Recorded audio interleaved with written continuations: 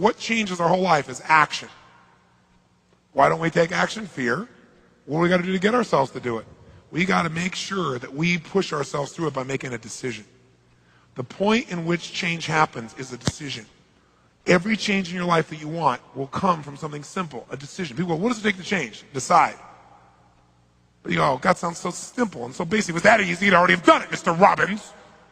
No, it is that easy and you're still not doing it because you are not putting yourself in a state to decide.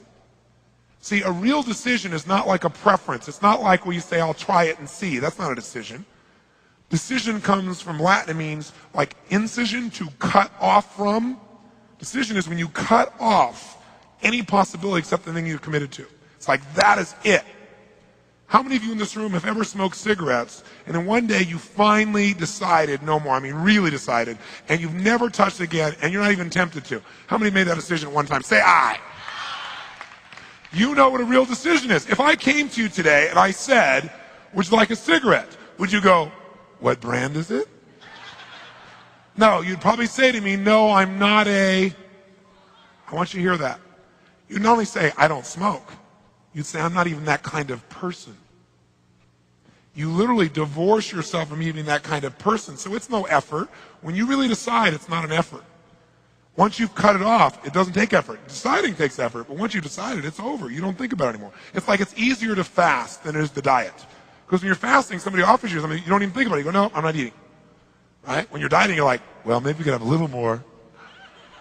This is a little piece of cake. Not that many calories. Right? And pretty soon you're back to where you were again. So a real decision is what you got to make. When you make a real decision, life changes. But it's a real decision, you burn your bridges, you only move forward. Now, the way to get yourself there is to put yourself in state and condition it. Conditioning is this. Build the muscle. Do you do it one time? No. You do it a lot and you do beyond what you're comfortable with and the muscle expands. And now what used to be hard to do as the muscle grows is easy. That's the same thing with every other kind of muscle. But I'll give you one example. They take monkeys. And I don't approve of this research, but this is what they do. And UC Irvine, University of California, Irvine, they've done these studies where they take monkeys and they will take 4 of their fingers and tape them down. And then they take one finger and they bend it back and forth 10,000 times. Every time they bend this finger back and forth like this, use this as a metaphor. In your brain, for you to do this once, twice, you have to make connections between neurons in your brain. Neuron's a big word for nerve cells. So to do this, imagine, as a metaphor, it's not exactly like this, to do this once, you got to put a connection, a thin thread had to be grown between this neuron and this neuron, as an example, as a metaphor. Do it again, 2 thin threads. Do it 10,000 times, and guess what? You are wired to do this. Here's the point. They untape the monkey's fingers, and what does he do constantly? For no good reason. He's wired, conditioned to do this. Now, how does this relate to you?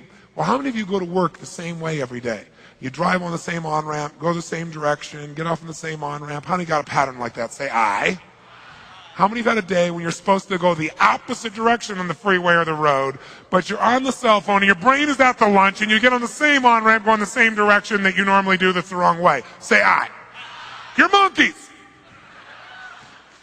Can you condition yourself to feel depressed to where it feels more comfortable because you go there more often and you're wired to be there? Yes or no? Can you condition yourself to be quick to anger? Yes or no? Can you condition yourself to feeling overwhelmed at the drop of a hat? Can you condition yourself to feel loved all the time? Even if people say, I hate you. Yes, could you still feel loved?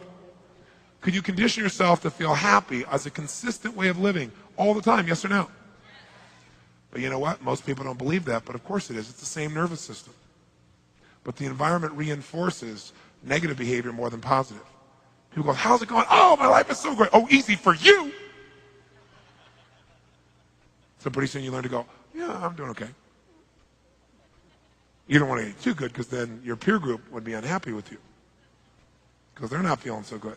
So you learn to downplay it. And then you don't reward yourself so your brain doesn't go for more. Because it goes, we got to stay right on in here. This is our little comfort zone. So we're going to condition ourselves to be in a peak state, especially when you're exhausted. Because like, remember when you're doing the muscle? The one where you can't lift one more and you make yourself do it, that's where you get all the growth. So when you're most tired is when you got to push yourself. If you didn't listen to anything I said, but all you did was keep yourself in a peak state for 3 days, you'll develop something called emotional muscle. And emotional muscles where your whole life comes in. Repetition is the mother of skill till it gets conditioned, till it's automatic. Now, I'll give you a clue. You know what I told you about them doing this with the finger of the animal? Here's what they discovered. Don't have to do this 10,000 times. All you got to do is do this about 2 dozen, max 3 dozen. If every time they do this, they stimulate the pleasure center of the brain of the animal. And they do that literally physically by pushing a little needle in the area of the brain that creates pleasure.